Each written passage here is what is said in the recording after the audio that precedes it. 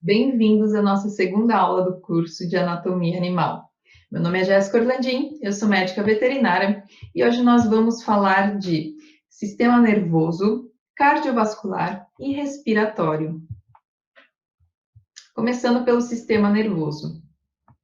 A neuroanatomia é o ramo da anatomia responsável pelo estudo do sistema nervoso, macro e microscopicamente, relacionando as estruturas às suas funções. O sistema nervoso é responsável por coordenar todas as atividades do organismo, sejam elas voluntárias, como andar, sentar, deitar, ou involuntárias, como os batimentos cardíacos, a respiração, a digestão.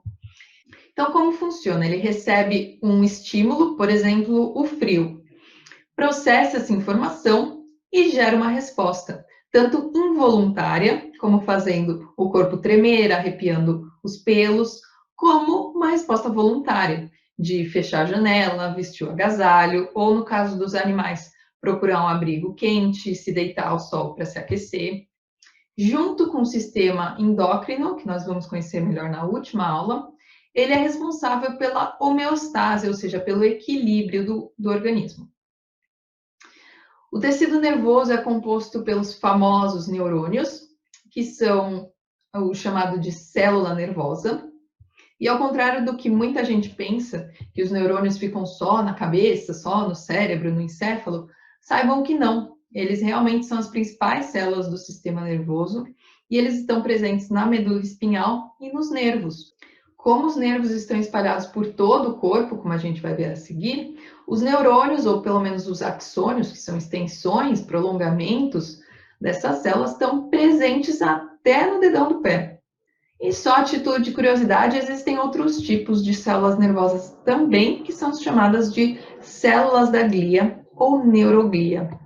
Elas são responsáveis por produzir o líquor, pela defesa do sistema nervoso frente a infecções, pela nutrição e sustentação desses neurônios e pela formação das bainhas de mielina, que são uma espécie de capinha de gordura que envolvem o axônio e servem para proteger a estrutura e para acelerar o estímulo nervoso. Anatomicamente, nós podemos dividir o sistema nervoso em central, no qual fazem parte o encéfalo, que nós vamos ver que tem subdivisões também, e a medula espinhal, e ambas as estruturas são protegidas, são revestidas por meninges. E o sistema nervoso periférico, que são os nervos, tanto os nervos cranianos como os espinhais.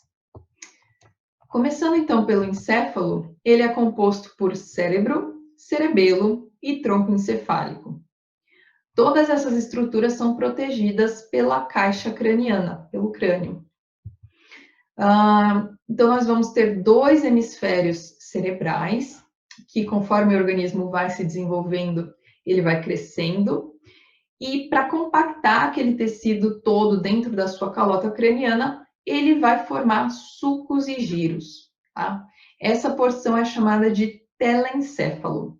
Ele é responsável principalmente pela atividade motora voluntária, recepção de estímulos sensitivos, está relacionada com a parte auditiva, visual, direcionamento da atenção, memória, aprendizado, inteligência, percepção espacial, enfim.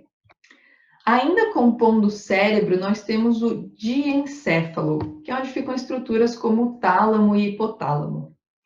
O tálamo está mais relacionado com emoções e alterações de comportamento, enquanto o hipotálamo é responsável pela homeostase, pelo equilíbrio do corpo. É ali que se origina o sistema nervoso autônomo, que a gente vai ver mais para adiante. E ele regula, por exemplo, a temperatura corporal, o apetite, o sono, o comportamento sexual. E ligado ao hipotálamo, nós temos a hipófise, que regula o sistema endócrino, que nós vamos ver também melhor na última aula. Não são em todas as vistas que a gente consegue observar o diencéfalo, porque ele fica mais interno, englobado pelos hemisférios cerebrais. Tá? Já o cerebelo, também chamado de árvore da vida, ele está principalmente relacionado ao equilíbrio, postura, tônus muscular, ajuste de movimentos finos. E o tronco encefálico é dividido em mesencéfalo, ponte e bulbo ou medula oblonga. Ele dá origem a 10 dos 12 pares de nervos cranianos e controla os músculos da cabeça, alguns do pescoço, e ele transmite informações do cérebro e cerebelo para a medula espinhal e vice-versa. Na região do bulbo ocorre o que a gente chama de decussação, que é a troca de lado das fibras nervosas. Por isso, se uma pessoa teve um AVC do lado esquerdo do cérebro, ela vai ficar com sequelas do lado direito do corpo, porque tem essa inversão de lado das fibras. E o tronco encefálico está ainda associado a sinais vitais, como consciência, controle respiratório, cardiovascular, enfim. Esse slide é principalmente para nós fazermos uma comparação. Entendam que no homem, a cabeça fica acima, superior à medula espinhal, à coluna. Já nos animais, nos quadrúpedes que nós estamos estudando, a cabeça fica à frente, fica cranial à medula, tá? Sem contar que nós temos também a cabeça mais arredondada, enquanto nos animais ela é mais achatada. Tá? Por conta disso, notem a diferença da conformação. Apesar de serem as mesmas estruturas, notem como o encéfalo humano é mais arredondado e, no caso dos animais, mais alongado. Reparem também a diferença de tamanho, de proporção, nesse caso de um homem e aqui embaixo de um cavalo. O nosso encéfalo ocupa grande parte da cabeça, enquanto não tanto nos animais.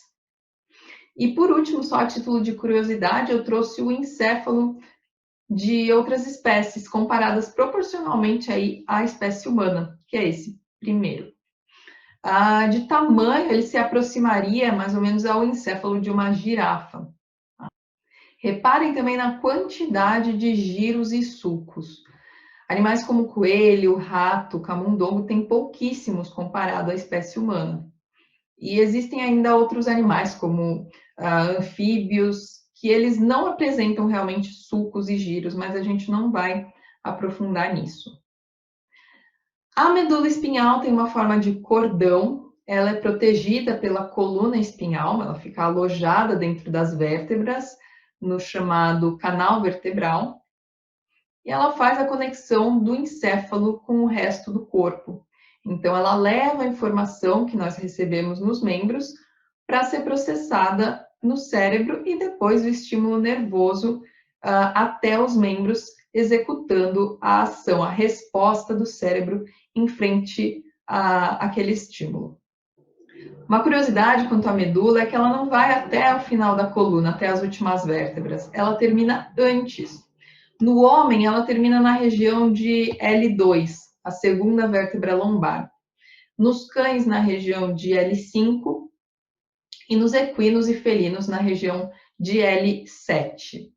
Ela termina em forma de cone medular e, a partir daí, ela dá origem ao que a gente chama de cauda equina, que, na verdade, é um aglomerado de nervos, que, apesar do nome, não está presente só nos cavalos, só nos equinos, mas sim em todos os animais, porque, na verdade, se nós formos dissecar esse membro, ele vai ficar parecendo um rabo de cavalo. E também dentro da medula ocorre o que a gente chama de arco reflexo, que é quando nós temos um reflexo do corpo antes mesmo do cérebro processar a resposta. Esse é um motivo pelo qual, por exemplo, quando a gente toca em um objeto quente, nós tiramos a mão primeiro e depois nós vamos olhar e entender por que isso aconteceu, o que era aquele objeto que a gente encostou. Tá? É uma forma de proteção do corpo, porque se a gente esperasse o estímulo passar da mão, passar na medula, chegar no cérebro, processar e fazer uma resposta, a gente acabaria queimando a mão. Então, apesar dessa resposta também ser em milésimos de segundo, o arco reflexo a nível de medula é muito mais rápido. Não tem o envolvimento do cérebro, é um reflexo de proteção. E então, nós temos a medula espinhal dando origem aos nervos espinhais, ou nervos raquidianos, que já fazem parte do sistema nervoso periférico. Eles também já não estão mais protegidos por uma estrutura óssea. Eles são responsáveis pela inervação da musculatura esquelética e pele do pescoço, tronco, pelve, membros, cauda, enfim.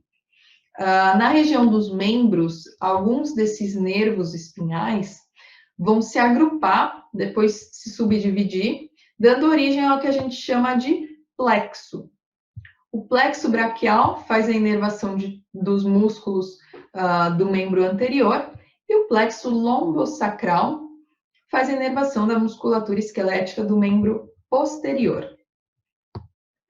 Para finalizar o sistema nervoso, nós temos os 12 pares de nervos cranianos, que desempenham funções diversas, como sentir odores, a percepção do estímulo visual e auditivo, equilíbrio, paladar, toda a sensibilidade da face, mastigação, a mímica facial, produção de saliva, lacrimejamento, deglutição, é responsável pela movimentação de alguns músculos do pescoço. E nesse caso de nervos cranianos, eu gostaria de destacar com vocês o 10º par, que é chamado de nervo vago, é o maior par de nervo craniano, e ele é responsável pela inervação autônoma dos demais órgãos. Então, é através dele que o hipotálamo manda comandos para que o corpo regule os batimentos cardíacos, a pressão arterial, faça a digestão, que haja o funcionamento dos demais órgãos quando a gente está em repouso e também frente a uma ameaça, como, por exemplo, um animal sendo predado na natureza. Ele prepara o organismo para o que a gente chama de luta ou fuga. Então, aí, nesse caso, ele vai acelerar os batimentos cardíacos, aumentar a frequência respiratória, produzir adrenalina, enfim. Ele faz essa preparação do corpo involuntária, de forma autônoma, para que o corpo se regule sozinho. E agora o sistema cardiovascular. Ele é responsável por bombear o sangue para todo o corpo e assim transportar oxigênio e nutriente para as células do organismo. O sangue bombeado pelo coração circula por uma malha complexa de vasos sanguíneos, formada por artérias, veias e capilares, que a gente vai ver a diferença mais adiante. Então, o sistema cardiovascular é composto pelo coração e pelos vasos sanguíneos. O sistema cardíaco é bem difícil de se compreender em um primeiro momento. Então, eu vou começar apresentando ele aos poucos, apresentando o coração e as estruturas de interesse e a ligação dele com os demais órgãos. Assim, eu já apresento também para vocês a pequena e a grande circulação e vai tudo começar a fazer mais sentido. Por isso, eu aumentei aqui o coração de ladinho para a gente enxergar melhor essas estruturas. Em um primeiro momento pode parecer estranho, mas o coração é sempre representado assim, com o lado direito para lá, como se nós estivéssemos vendo ele de frente, como se a pessoa ou o animal estivesse de frente para a gente, ok? Do lado direito do coração, nós temos o chamado átrio direito, que é por onde chega o sangue que estava circulando pelo corpo. Ele chega pela veia cava, na verdade, pela união da veia cava caudal e cranial, mas nós só vamos utilizar o termo veia cava para não complicar. Esse sangue sai do átrio direito para o ventrículo direito, que é essa porção mais inferior, que vai bombear, que vai jogar esse sangue até o pulmão pela artéria pulmonar. O sangue, então, vai para o pulmão, é oxigenado, e a gente vai entender essa parte na aula de respiratório, daqui a pouquinho, e retorna ao coração, dessa vez pelo lado esquerdo. Tá? Ele chega no átrio esquerdo pela veia pulmonar, e vai ser bombeado pelo ventrículo esquerdo para todo o organismo através da artéria aorta. Parece um pouco complicado, mas agora a gente já consegue entender o que é a pequena e o que é a grande circulação. A pequena circulação é quando o sangue venoso, ou seja, rico em gás carbônico, sai do ventrículo direito, chegando até os pulmões pela artéria pulmonar. Lá ocorre a troca gasosa, o sangue passa a ser rico em oxigênio, chamado sangue arterial, e volta ao coração pelo átrio esquerdo, através das veias pulmonares. Já na grande circulação, esse sangue arterial rico em oxigênio vai ser bombeado pelo ventrículo esquerdo, através da artéria aorta, e vai se distribuir para todo o organismo. Lá vai acontecer o consumo de oxigênio, esse sangue vai passar a ser venoso, rico em gás carbônico, então ele volta através da veia cava, chegando ao átrio direito para poder iniciar novamente a pequena circulação, permitindo assim que ele seja oxigenado e redistribuído para o corpo. Bom, essa circulação muda um pouco quando se trata de circulação cardíaca fetal. Como o feto não respira ainda, como as trocas gasosas não ocorrem a nível de pulmão, aliás, durante a gestação, o pulmão do feto está repleto de líquido, as trocas acontecem através da placenta, através da circulação materna. A placenta conecta a circulação da mãe com a circulação fetal através do cordão umbilical, que é composto pela veia umbilical, que vai levar o sangue oxigenado para o feto, e duas artérias umbilicais que trazem o sangue pobre em oxigênio de volta para a circulação da mãe para ser oxigenado. No cordão umbilical nós temos também o úraco, que faz a conexão da bexiga do feto com a placenta. Bom, nos fetos a gente já tem essa estrutura, a gente já tem a divisão de átrios e ventrículos, direito, esquerdo. Porém, no feto, o septo interatrial, a parede que divide os dois átrios, ali existe uma comunicação chamada de forame oval, que comunica o átrio direito com o átrio esquerdo. Isso não é uma doença, isso acontece no coração dos fetos antes do nascimento e a gente já vai entender o porquê. Bom, nos adultos, a artéria pulmonar vai bifurcar em dois ramos, em ramo direito e ramo esquerdo, vai cada uma para um pulmão. Já nos fetos, a gente diz que ela trifurca, ela tem 3 divisões, porque lá tem o ducto arterioso ou canal arterial. O que é isso? É um desvio do fluxo de sangue para a artéria aorta. Bom, a circulação fetal, ela possui 3 shunts, 3 desvios. O ducto venoso, que vai ligar a veia umbilical até a veia cava, o forame oval, que é o ligamento entre o átrio direito e o átrio esquerdo, e o ducto arterioso, que vai desviar aí mais de 80% do fluxo do tronco pulmonar para a aorta. E, bom, isso faz com que o sangue proveniente da mãe chegue para o feto através da veia umbilical rico em oxigênio e passe, então, direto do átrio direito para o lado esquerdo, para o átrio esquerdo, para ser bombeado para o ventrículo esquerdo, para todo o corpo. Além disso, o sangue que passa do átrio direito para o ventrículo direito, né, que normalmente ele deveria ser bombeado para os pulmões, mas lembre-se, os pulmões estão cheios de líquido e eles não têm função de oxigenação, o sangue não precisa, de fato, passar por lá para ser oxigenado, ali ele vai ser bombeado pelo ventrículo direito. Por conta dessa pressão que já existe nos pulmões, que estão repletos de líquido, o sangue é desviado das artérias pulmonares para a artéria aorta, que também vai ser levado para todo o organismo. Então, aí tem um desvio de cerca de 80% do fluxo. Claro, uma pequena porção desse sangue segue sim para os pulmões, mas somente para nutrir esses órgãos, não para efetuar uma troca gasosa. E depois que ele passa por todo o organismo, ele volta então, agora já pobre em oxigênio, pelas artérias umbilicais do cordão umbilical. Vai ser distribuído para a corrente sanguínea da mãe, onde ele vai ser oxigenado pelos pulmões da mãe. Então, a gente fica com mais ou menos essa distribuição. Lembrando que o sangue aqui está representado em 2 cores só para mostrar os diversos caminhos que ele percorre, não para fazer uma diferença entre sangue arterial e venoso, tá? É só para realmente ilustrar esses 2 caminhos. Bom, e quando que essa circulação muda para aquela anterior, para a grande e para a pequena circulação que a gente acabou de ver? Bom, primeiramente, com o nascimento, a gente tem o rompimento do cordão umbilical. Com isso, não vai chegar mais oxigênio no corpo, que vai estar preenchido por sangue rico em gás carbônico. E para oxigená-lo, o neonato vai ter que começar a respirar.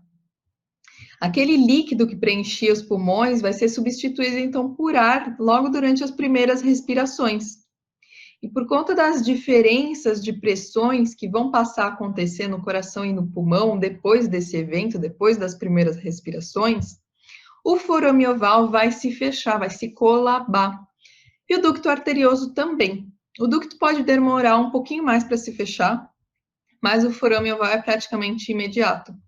E assim o neonato passa a ter a pequena e a grande circulação que nós vimos anteriormente. Bom, a gente já começou a conhecer, então, a anatomia dele. Vamos falar do coração. Ele é um órgão oco, muscular, suas paredes são formadas de um tipo de musculatura específica, que é chamada de musculatura estriada cardíaca, que é um controle involuntário, só existe no coração. Então, a gente não consegue controlar os batimentos cardíacos. Ele tem essa capacidade de se dilatar para receber um volume de sangue e se contrair para bombear esse sangue, seja para os pulmões ou para o restante do organismo. E apesar do que dizem, o coração não fica do lado esquerdo do peito. Ele fica central, na cavidade torácica, levemente inclinado, com o seu ápice para o lado esquerdo, entre os dois pulmões. Nos quadrúpedes, como é o caso aqui de um equino, nós temos a caixa torácica e o coração localizado na porção ventrocranial média do tórax. Tá? Ele é recoberto por uma membrana, uma espécie de saquinho que fica ao redor dele, chamada de pericárdio. Por dentro ele também tem uma membrana que forra o interior, os átrios e o ventrículo, que é chamada de endocárdio. E as paredes do coração, que como eu falei são feitas de musculatura, é chamada de miocárdio. Externamente, nós podemos notar artérias e veias coronárias que fazem a nutrição e a vascularização do próprio órgão.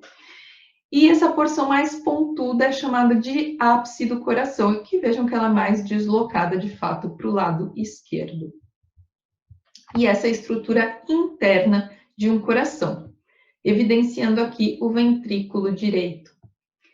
A gente viu que ele é revestido pelo endocárdio, e aqui a gente consegue ver os músculos papilares e também as cordoalhas tendíneas, mas eu não vou aprofundar nisso.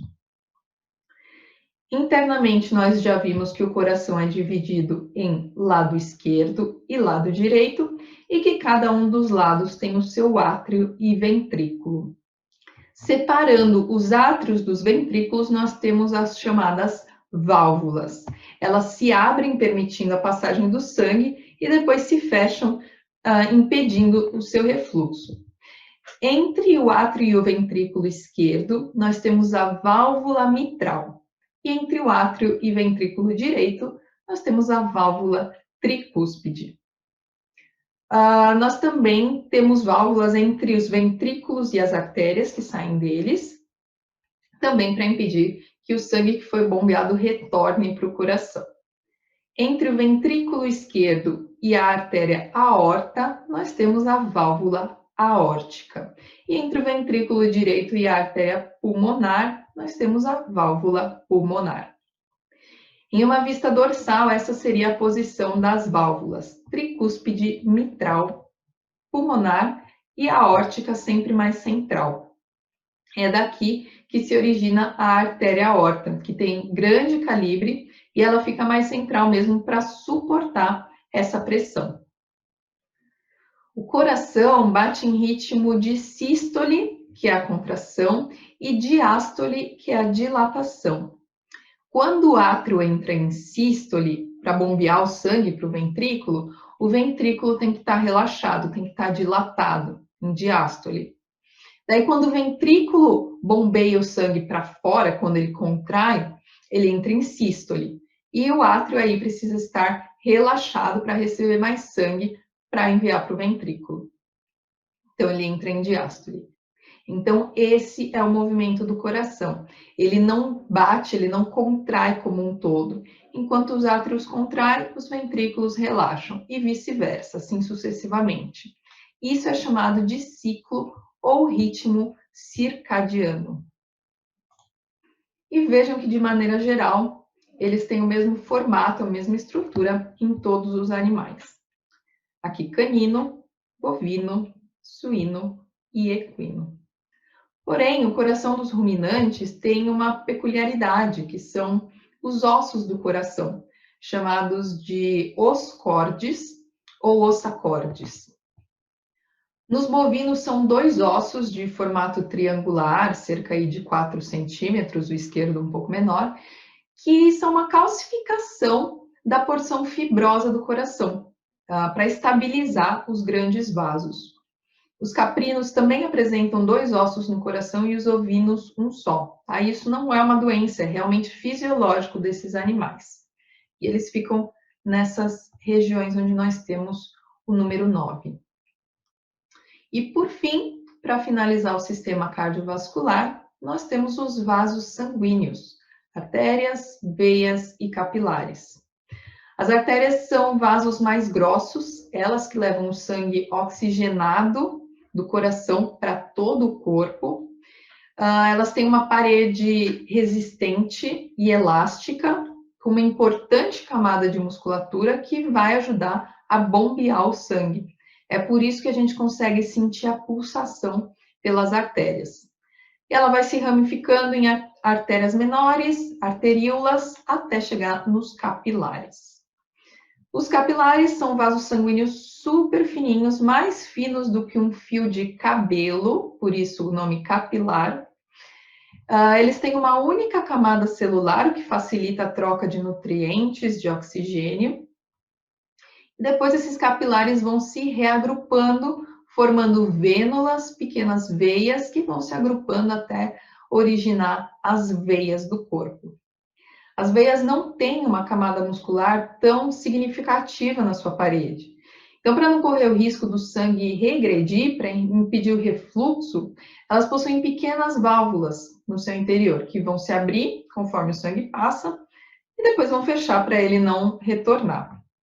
Essas válvulas estão em grande número nos membros, uma vez que o sangue tem que retornar para o coração e está indo contra a gravidade.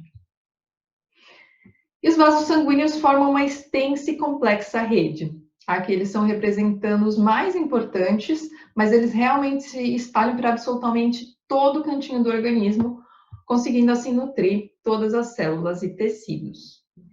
E intimamente conectado com os vasos sanguíneos, nós temos o sistema linfático. Ele não faz parte do sistema cardiovascular, mas vale a pena apresentá-lo brevemente aqui para vocês também. Então, nos capilares sanguíneos, que são os vasinhos mais finos, com uma parede celular que permite, né, a passagem do oxigênio, de nutrientes, nós vamos ter também os capilares linfáticos. O excesso de líquido, de plasma, de glóbulos brancos e outras substâncias maiores que são trazidas pela artéria, mas que não conseguem entrar nos capilares sanguíneos, nas veias, acabam saindo, né, pelos capilares e são drenadas nos capilares linfáticos, que conseguem carregar essas substâncias maiores. Ali só não entram os glóbulos vermelhos, as hemácias, mas todo o resto que foi drenado para ali entra, então, no sistema linfático. Ele é drenado em forma de linfa. A linfa é o líquido formado pela filtragem do plasma sanguíneo nos capilares linfáticos e são carregados pelos vasos linfáticos até os linfonodos, ou gânglios, ou nódulos linfáticos, que é onde ela é filtrada e a sua parte boa, entre aspas, vai ser relançada na corrente sanguínea, nas grandes veias. O que for impureza vai ser destruído nos linfonodos e no baço. Bom, o sistema linfático é então um conjunto de órgãos e estruturas responsáveis por essa limpeza, por essa defesa do organismo. Ele, na verdade, vai funcionar como uma espécie de rede de esgoto, então, vamos dizer assim. Ele carrega o que está em excesso, as impurezas, os micro-organismos, enfim, vai carregar tudo isso até os linfonodos. Lá ele vai fazer uma limpeza desse esgoto. O que ficar limpo volta para a corrente sanguínea. E o que for realmente impureza é destruído ali nos linfonodos, no baço, que também faz parte do sistema linfático. Então, quando a gente tem um inchaço, um aumento desses linfonodos, e muitos deles são palpáveis nos animais, é um possível indício de uma infecção, uma inflamação ou algum outro problema que está acontecendo naquele local onde ocorre a drenagem daqueles linfonodos. E, na verdade, essa não é a única função do sistema linfático, ele também é um importante componente do sistema imunológico. Bom, ele tem basicamente 3 funções: remover os fluidos em excesso dos tecidos corporais, filtrá-los e devolver ao sangue, absorver os ácidos graxos e fazer esse transporte de gordura para o sistema circulatório e, por final, produzir células do sistema imune, como linfócitos, monócitos, células produtoras de anticorpos. A começar, então, pela medula óssea vermelha, que ela está presente em ossos chatos, não em ossos longos, como está representado nesse esquema. Então, por exemplo, os ossos do coxal ou do externo. Ela é responsável pela produção de células sanguíneas, não só dos glóbulos vermelhos, que a gente já viu, mas também dos glóbulos brancos, responsáveis pela defesa do organismo. Bom, o timo é um órgão linfóide localizado no mediastino do tórax. Ele promove a maturação de linfócitos e de outros órgãos linfóides, como o baço e linfonodos. Ele é considerado uma glândula também, já que ele excreta hormônios. E com o passar dos anos, ele vai se atrofiando. As tonsilas são tecidos linfóides na cavidade oral e faríngea. São as amígdalas.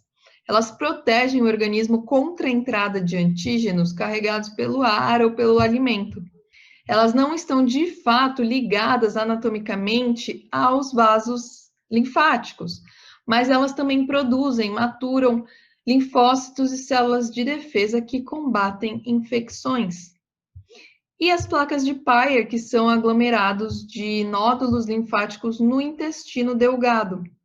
Elas têm capacidade de transportar antígenos e bactérias para ser apresentados para o resto do sistema imune e produzir uma defesa. Então, elas são consideradas sensores do sistema imunológico no intestino. Aqui nessa imagem, elas estão tão reativas que nós podemos ver a olho nu, mas geralmente elas fazem parte do tecido que a gente observa a nível microscópico.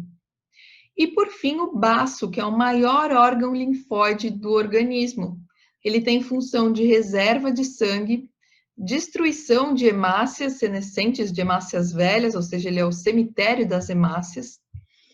Ele remove plaquetas do sangue e também matura e prolifera anticorpos e linfócitos ativados.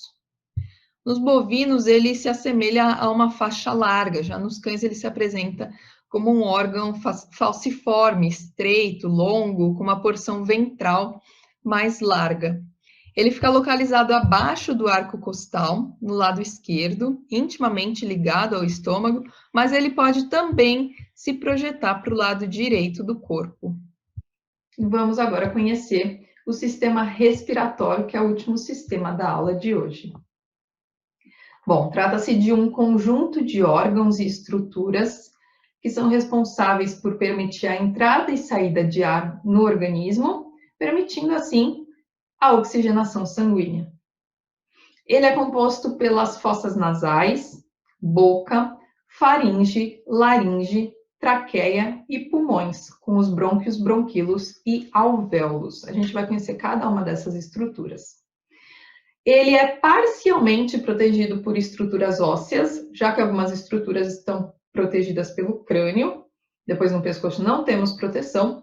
E temos a parte da traqueia e os pulmões protegidos pela caixa torácica.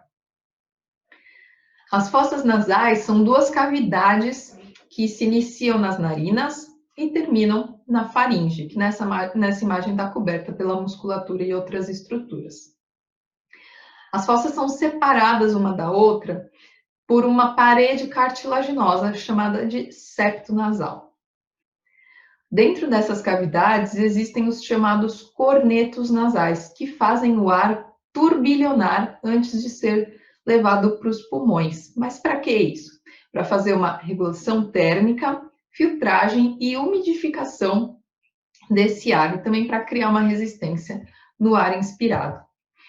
Dentro dos cornetos existem células que produzem muco e células ciliadas, como se fossem realmente cílios, vários pelinhos, que ajudam na filtração do ar, tá? Fazendo a contenção mecânica de micro-organismos, de partículas como a poeira.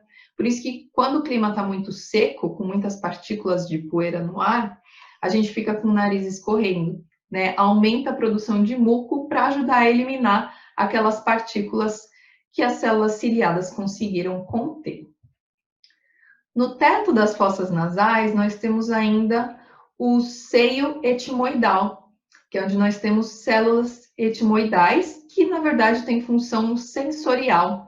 Elas são conectadas com o bulbo olfatório, que é o primeiro par de nervo craniano, e leva a informação de olfato até o encéfalo. Aqui só para mostrar em um canino as fossas nasais. Esses seriam os cornetos nasais. Aqui nós temos uma divisão, que é o septo nasal. Então, essa é a porção respiratória. E nessa região fica o seio etimoidal, a porção olfatória. Aqui, no caso, começaria a faringe, nessa porção a nasofaringe, e nessa outra observamos bem os cornetos nasais. E claro, como eu comentei na aula anterior, nós temos alterações cranianas a depender do focinho do animal, principalmente em diferentes raças de cães e gatos. Eles têm a mesma estrutura, mas em outra conformação, em outro formato. Nós temos os dólicocefálicos, que têm o focinho muito alongado, que é o caso dos galgos, whippets. Os mesocefálicos, que têm o focinho mais proporcional ao tamanho do crânio, como os goldens, labradores, e os braquicefálicos, que têm o focinho mais achatado, como o pug, bulldog.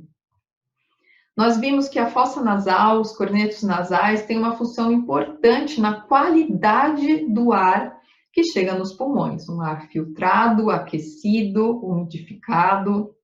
Então, no caso dos braquicefálicos, que têm o focinho muito achatado, esse ar não vai ter tanta qualidade, além desses animais também poderem apresentar deformações de outras estruturas.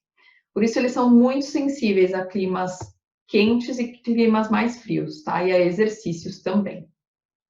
A boca faz parte do sistema digestório, mas faz parte sim do sistema respiratório. Com certeza, todo mundo já ficou com o nariz entupido e teve que respirar pela boca.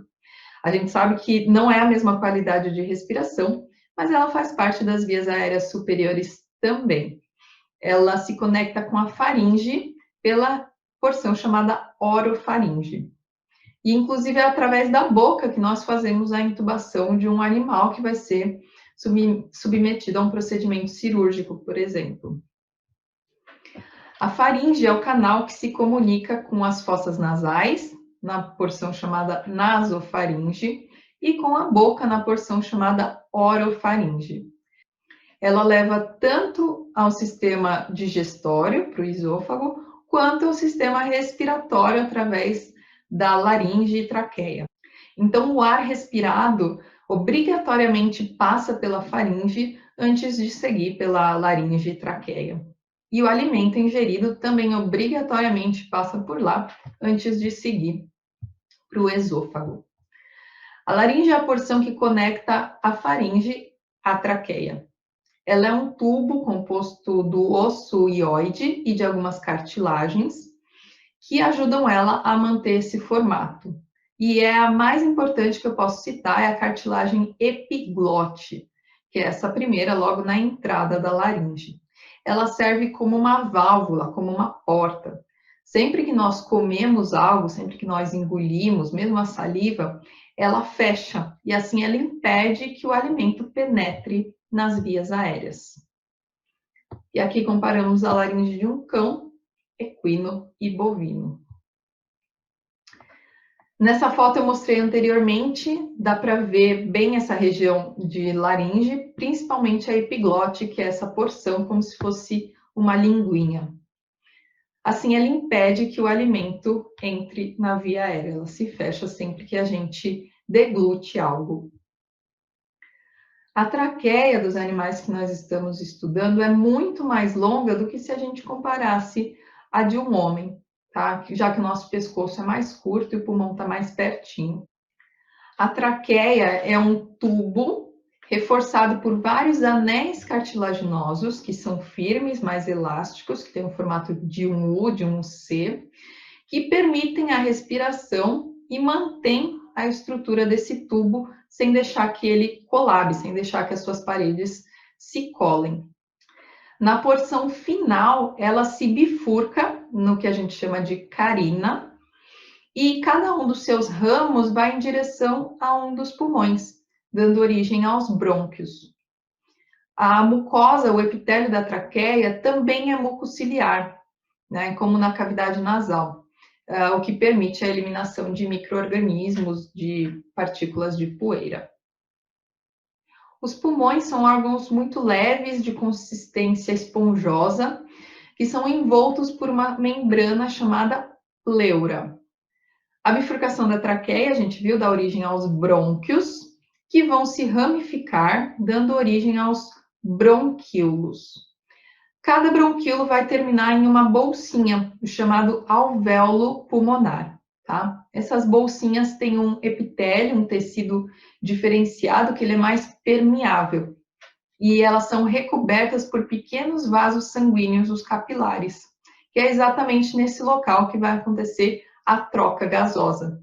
Elas fornecem oxigênio para o sangue e removem o gás carbônico dele. Esse processo chama hematose. Entre os dois pulmões se aloja o coração, a traqueia e ainda passam estruturas importantes como o esôfago, veias, artérias, o nervo vago. Na espécie doméstica, o pulmão é dividido, ele é lobado ou lobulado. Nos cães, felinos e ruminantes, o pulmão esquerdo é dividido em 2 lobos, cranial e caudal, e o direito em 4 lobos, cranial, caudal, médio e acessório. Cada lobo ainda pode ser subdividido. Nos equinos, excepcionalmente, o pulmão direito apresenta somente 3 lobos, o cranial, caudal e acessório. E o lobo cranial esquerdo não está subdividido, como ocorre nas outras espécies. E aqui a gente consegue observar aquelas mesmas diferenças, mas dessa vez em peças anatômicas. Reparem como, de fato, o pulmão equino é muito menos lobado, lobulado do que das demais espécies. O diafragma é um músculo que separa o tórax do abdômen, está presente somente em mamíferos, e que, junto com os músculos intercostais, realiza os movimentos respiratórios. Assim a gente conclui a aula de hoje. Essa foi a bibliografia utilizada e eu aguardo vocês no próximo vídeo. Até lá!